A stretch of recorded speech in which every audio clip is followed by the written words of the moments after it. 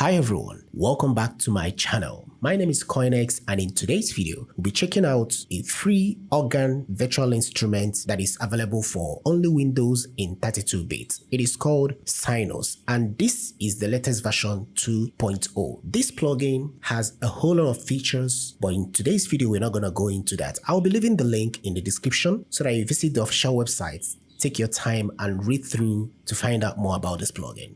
So in today's video, we'll be focusing only on the sound demo and a little bit of the features to see what those add to the sound.